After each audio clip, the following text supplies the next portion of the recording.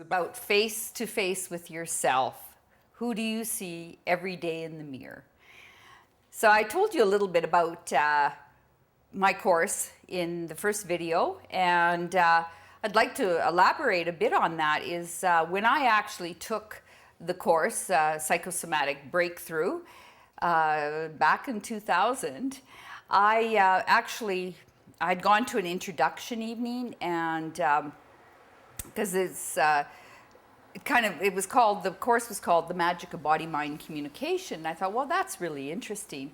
So I went into Calgary, or drove into Calgary with a friend of mine, and we went to a 3-hour introduction evening, and there was this funny little man at the front of the room, and the moment he looked at someone, he could read right through them.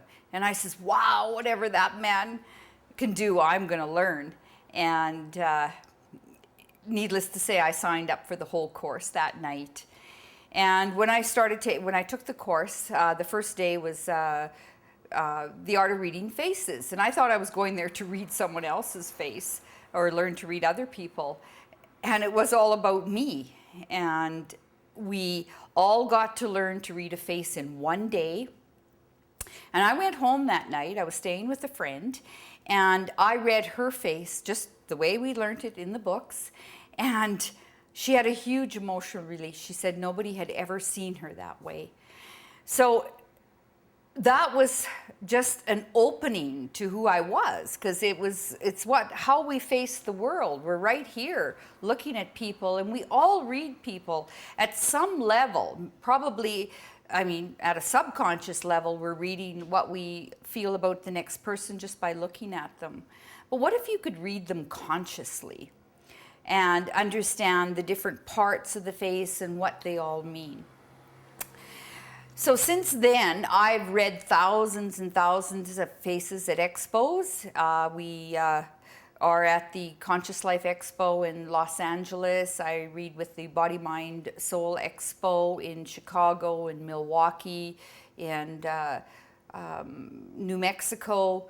We're at expos in Toronto, Vancouver, Calgary, Edmonton, Winnipeg, Saskatoon. So all across North America, I get to sit down and read someone for 10 minutes and tell them all the beautiful aspects of who they are. So I'm going to share some of that stuff with you today, and hopefully you get a little bit of insight about yourself. So what I'm going to start with in faces is understanding how our faces split from side to side.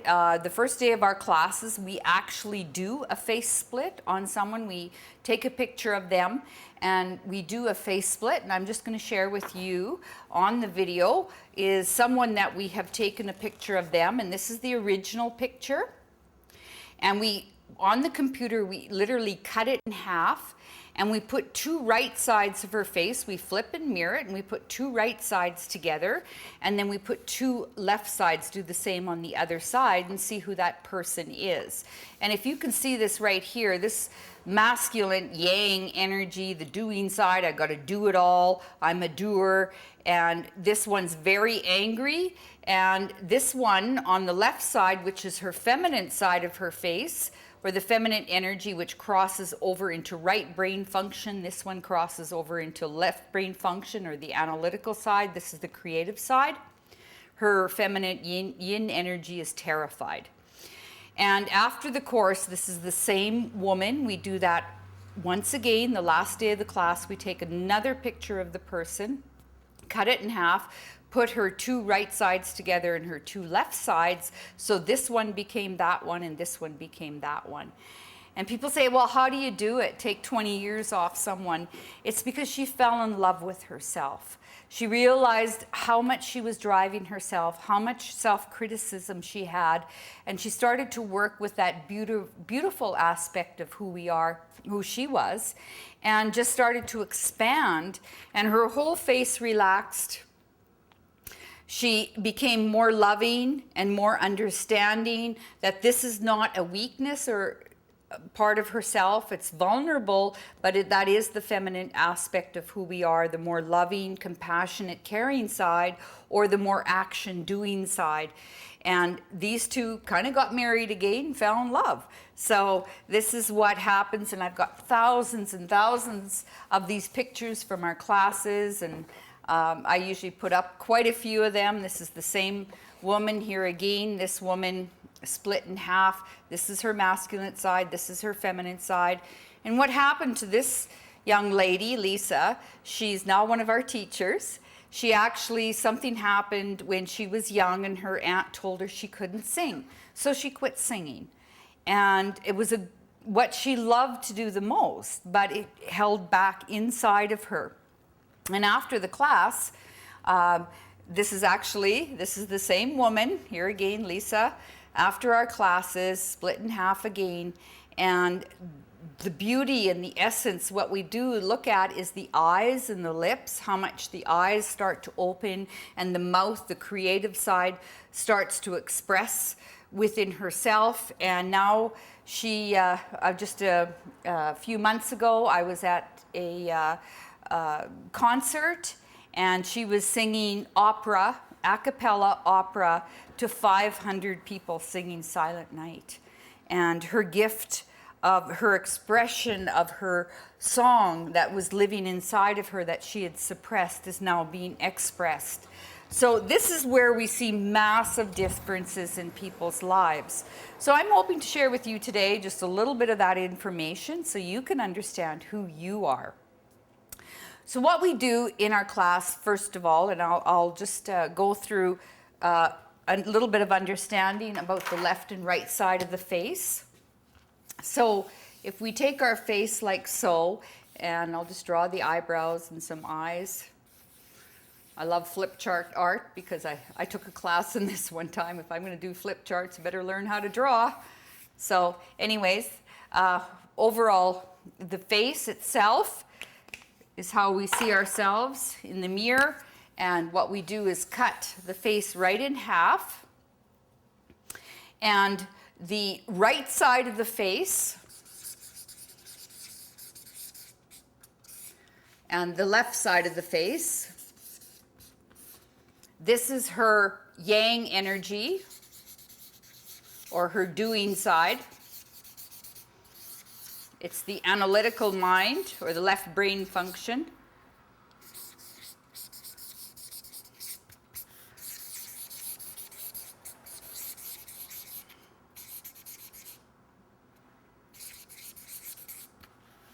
And this is her yin side, or the reaction side. This is her creative brain, or the right brain function.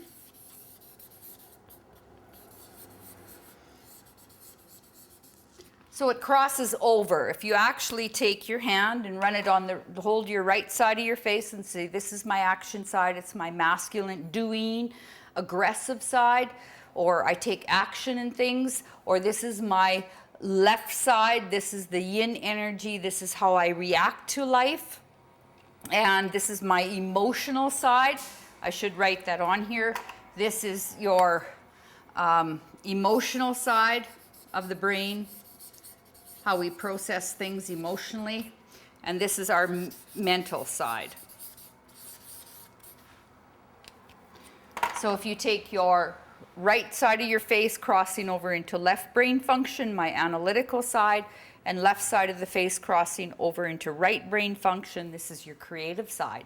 So when you do a face split, you can see where more energy, is it flowing, or is the left and right brain arguing back and forth? Are they working in harmony? Is the energy flowing where each side of the brain is actually supporting one side or the other? So that is how we look at either side of the face. Sometimes if you look in the mirror, you'll see one side of the face may be smaller to the other side. One eye might be different from the other. We actually look in duality. We look at one eyebrow might be different. How are you screwing things up inside of yourself? Are you holding one part back, or are you expressing both sides? Sometimes people smile crookedly, one side will be up, because they're not consciously using both sides of the brain in balance. So what's happening here is really what's happening down in the body itself, how we're processing things. And that's what I'm going to go through in gift 3, is how do we process things in the body and how it affects us, how we are looking out into the world. So just keep that in mind. I have added down below, you should be able to download a little bit of a template on how to do a mini face reading, because I want to share with you that you get a deep understanding of yourself. And so what we're going to do right now is look at a snapshot of a person, how we see people instantly. The moment we see them, we look at overall face shape and prominent feature. What are they expressing? So I'm going to run through face shapes. And face shapes is the bone structure. Bone structure is the blueprint of your soul. So you've come in with a structure. If you want to compare it to a car or a vehicle, we're going to see if you're either a Mack truck or if you're a Ferrari. So Mack truck, I'm definitely a 4x4 Mack truck. I've got a nice big solid jawbone. But if you see someone that's an inverted triangle, not much structure in the bottom part of their face, that means they're very sensitive, and they're here to experience or to support their sensitivity. And for myself, what I learned is that I'm very strong, and to learn sensitivity through my strength. Also, what really gave me a huge opening in this work is when I realized that my forehead, I don't have a huge forehead. And I just thank God I don't have to be a rocket scientist. I'm here to work in the emotional side of life. And I can tell by the zones, and I will touch on the zones. We do spend one whole day with teaching a face reading class, so that you can step by step, we take you through how to read a face, step by step. And overall face shape is a quick snapshot, just like the headlines of a newspaper. It's not the whole story. So that is some of the features. It is the structure that they're in, or if we compare it to a vehicle, it is the chassis of the vehicle, and then of course all the added benefits and features of the vehicle gives it a different ride.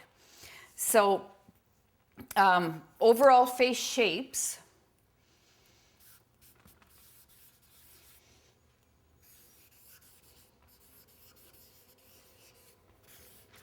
will give you that quick snapshot. Instantly, we see someone walk in the room, we understand them.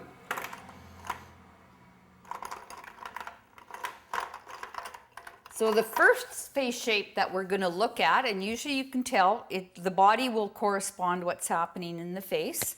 So the first face shape that we're going to look at is a round face.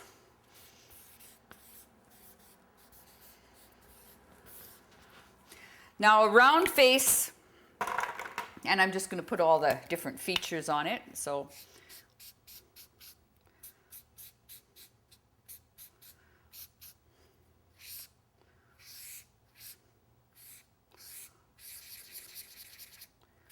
always got to have a face.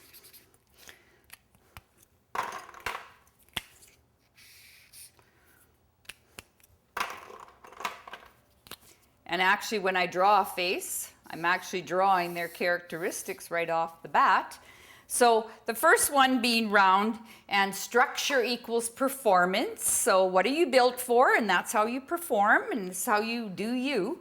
So if you're round-faced, if you actually take a ball, you can actually feel how that structure through sacred geometry, the geometry of that shape, will perform. So someone that's kind of has got that rounded face shape will be very easygoing because you can move it around. It's also, you can manipulate them, manipulate the energy. They're very caring and very loving by nature because they want to please everybody. And usually they have a nice big body with big breasts so that they can do mothering and smothering. And so they can also use that energy to manipulate too, because mothering is sometimes a form of control also, because you want to do everything for everybody else, please everybody else, and bust your back to please other people. And then they feel lonely and cut off inside. So that's overall on the round face shape. So just by using, like, physically do it. If I ask you right now, just do that with take up a soccer ball. You don't want to score a goal with a square. You got to do it with a round ball. So that's the first shape, face shape. The next one we're going to look at, and these are all in the handout that you can download. Make sure you're downloading. I've given you all the characteristics. I'm not going to take the time and write them on the board because they are in your handout. So the next one we look at is someone very square-faced. So a square, you sure can't score a goal with that one. So they're more practical, down to earth. Things are black and white. Their eyebrows are like this. They're not like this. They're like this.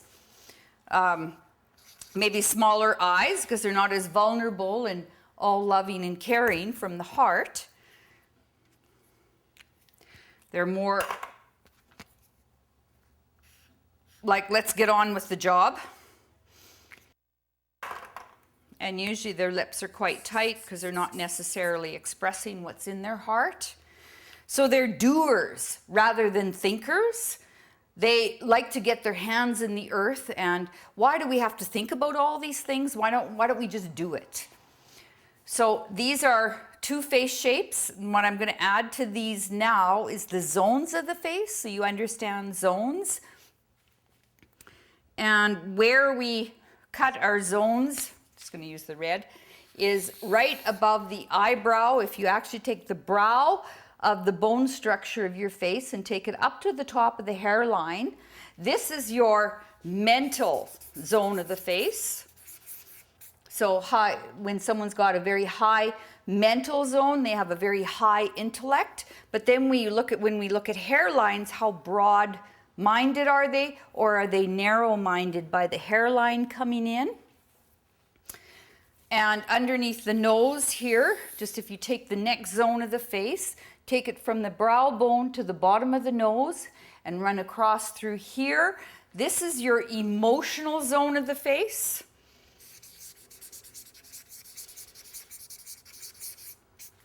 So emotional, what's in the heart, or the eyes are the window to the soul. And the nose, it's your identity, your personality, likes to nose it all. And so how is your soul and your personality, how are they working together from a spiritual aspect and the physical aspect of fear? And then the bottom part of the nose to the bottom of the chin, this area in through here is your physical zone. So we can tell a lot about people just by their zones of the face. If you see someone, and I will do it when I get more into the triangular side of the face, I can explain this a little bit more. I'm just going to write our zones there. This one's fairly all level. When they think this way. When they do, it's got to be done this way, not this way or that way. It's this way and this way. So this is mental, emotional, and physical. So where is most of the energy being spent? These are fairly balanced. When we get into some of the other face shapes, you'll see where someone might need more support in a certain area. Now, there's no one person directly like this. This is overall face shapes. People might be a combination of these things. And after I go through the 6 face shapes, I will draw a couple of combinations so you can understand that someone might be fairly squarish on the top and round at the bottom. So mentally they think this way, physically their sensitivity, they might be a little bit more easygoing in how they express themselves into the outer world. So these are in your handout, so I'm just going to get rid of these shapes, and we're going to go through the next 2.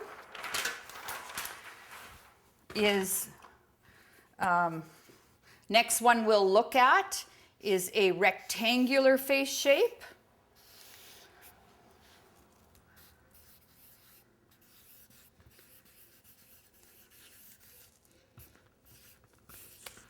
Now a rectangular face shape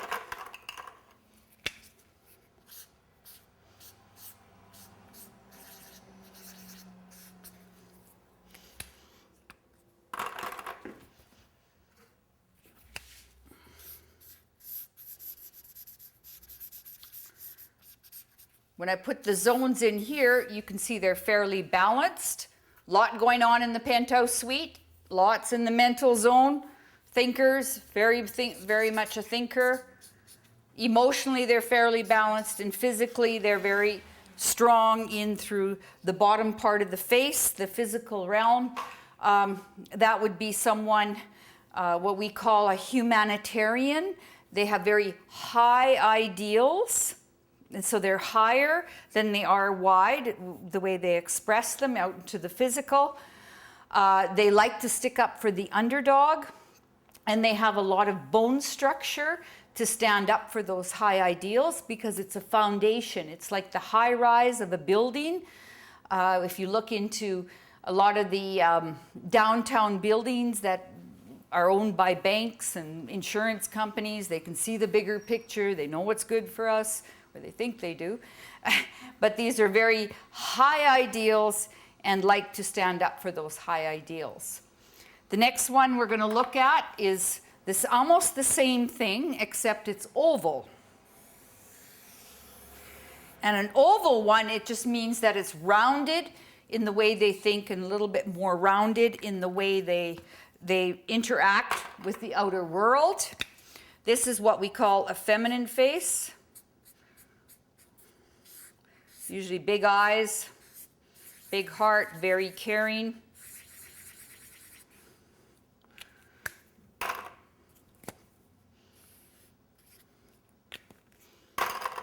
Big lips, juicy, feminine energy. So this one has very much somewhat the same characteristics as this one. They have very high ideals, yet they can be flexible. It doesn't have to be this way in the way they think. But I can change my mind. I can go with the flow. So they have high ideals, but they also they're very caring about other people's points of view. Where this one, my way or the highway. This one, oh yeah, but we can change our mind in there. And physically, here again, the way she interacts with the outer world, she'll be very flexible in the way she interacts with the outer world. So that's why we call it the feminine face. So that's oval. And you can tell by the eyes that they're very caring and very juicy in the lips, very nurturing. They love to nurture people, but they're also fairly steadfast within themselves. So we've gone through a round face, a square face, the rectangular face, and the oval face. So we got 2 more to do.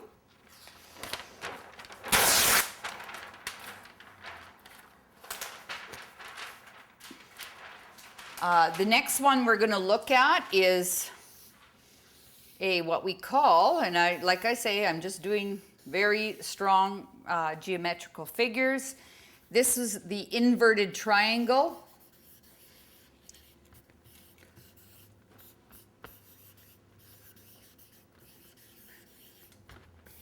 And this is where you're really going to start to see overall face shapes.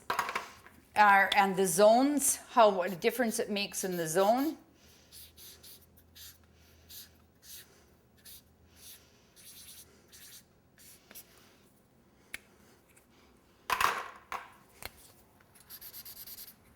So this one, a lot of energy in the mental zone, so very top heavy. Usually a rocket scientist, they barely know they've got a physical body because there's so very little structure. They're super sensitive. So if you were actually to put them on a tightrope, because life is about balance, it's about, they'd find it they would get upset quite easily, and they need lots of grounding. So very much important to stay in their body, to understand how their sensitivity is affecting them. But most of these type of people like to live in the penthouse suite, and there's so much going on, and barely go into the physical, emotional stuff. I don't want to deal with my emotions, and people don't understand me anyways, so they might topple over quite easily. So that's mental, emotional, and physical. The physical zone here is very structured, where the other faces you saw, they had a lot of bone structure in the bottom part of the face. So they were that type of person would be a lot more grounded. This one needs to be grounded, needs to stay very grounded and quit thinking. The sixth part of the face is something direct opposite, because it's all 6 shapes of sacred geometry. And this one we call the triangular face. And a triangle face, they probably wouldn't be watching this video because the triangular type of face would be very close-minded. Probably wouldn't even have lips, but if we look at the zones here, again, mental zone, emotional zone, and physical zone. So a lot in the physical zone, we almost call this person can be quite volcanic because they're holding so much energy in their body. This one would be very heavy energy and almost buried fire, so they would implode a lot of their energy. And so almost like, I don't want to say it, but Ku Klux Klan type. So they would be very critical of things that are going on out in the world. And they wouldn't even want to deal with looking at how they think. So this one is very close-minded, all in through here. The face will actually draw in on the side of the mental zone. So they're not very wide open thinkers. So they'd like to have a lot of activity in the body, like really do a lot of body stuff, maybe bodybuilders. They almost hold so much fire inside themselves and building in a muscular sort of way. So these are our 6 face shapes. And just to give you a little bit of understanding about how a person can be a little bit of one or the other. So when you have a combination,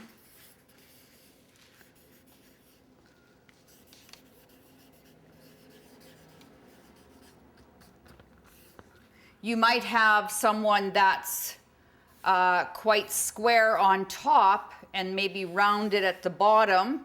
So this one would be more square way of thinking and the way they think, yet in the physical they could be a little bit more forgiving. Another one we might look at is a rectangular, and then overlay it where this might angle off at the side, so they have a very strict way of thinking, but how they interact and interplay in the world might be a little bit more, here again, forgiving. And if you look at an inverted triangle, sometimes it can come in on the side and then square out a bit. So you're getting a combination of these things. So what we do is look at what's going on in that particular part of the zone of the face. And then this is the way they think, this is the way they deal with emotions, and this is how they deal with the outer world or in the physical world. So zones are very important to see how they deal with things out there in the world. Then we look at that, so that's an overall, just a quick snapshot of someone, but then we look at prominent features. So someone's got like big eyes, bedroom eyes, is come into my parlor, look at my beautiful heart. And we can't just look at one part of the face. I mean, the person's telling a whole story in just what's right here.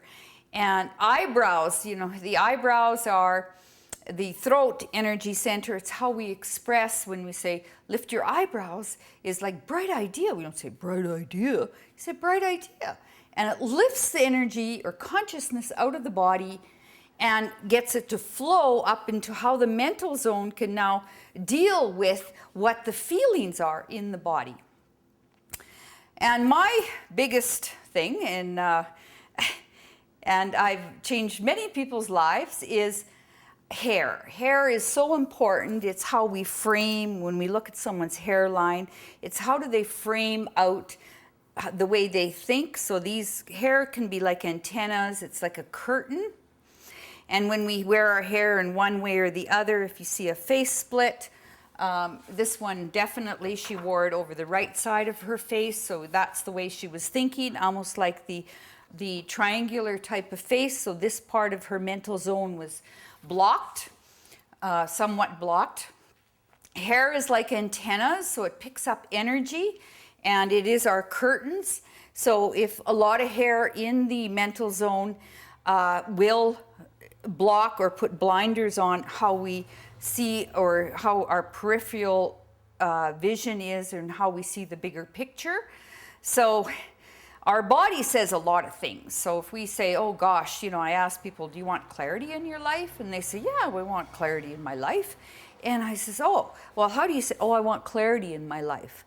The body says, when we want to clear our minds, we just say we want to clear our minds.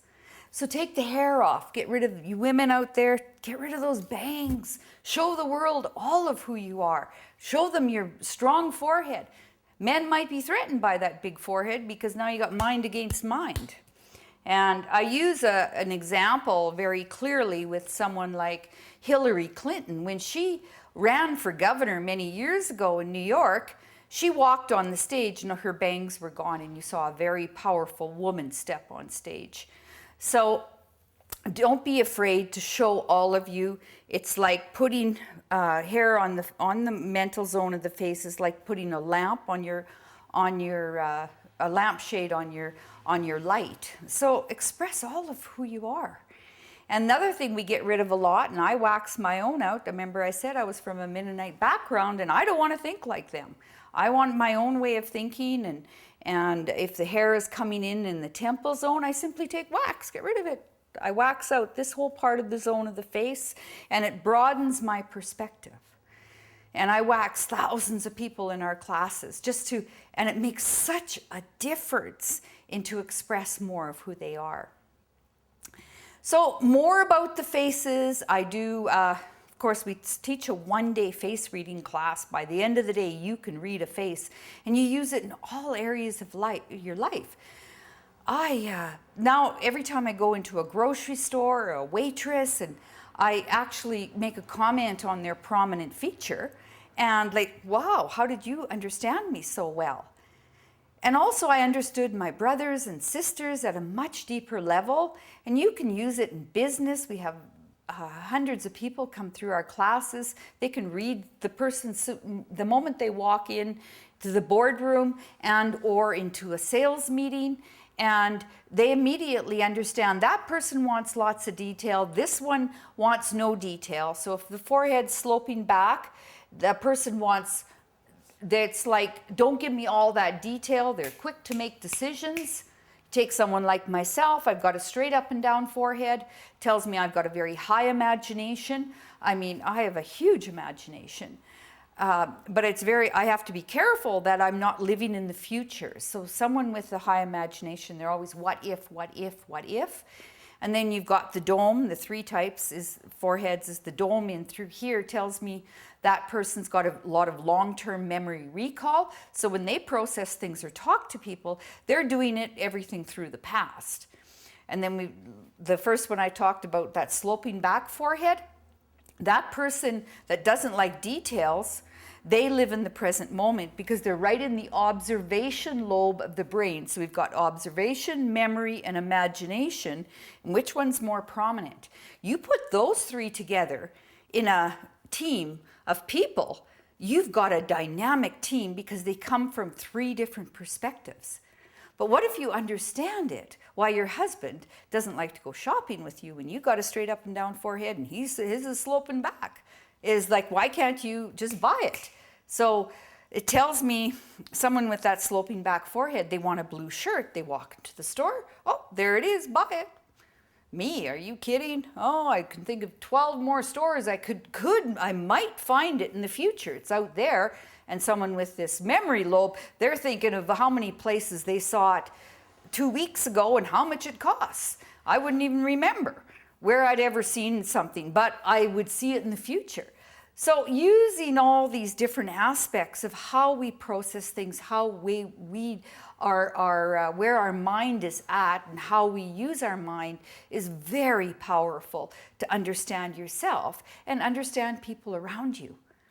So when you're in a sales meeting, one person wants lots of detail, the next one wants none. Just make the decision. So we learn to treat people differently or interact with them differently because you understand them at a deep level. So back to prominent feature. Remember I said about those big eyes, or does someone have very bushy eyebrows? They're very enthusiastic in what they do.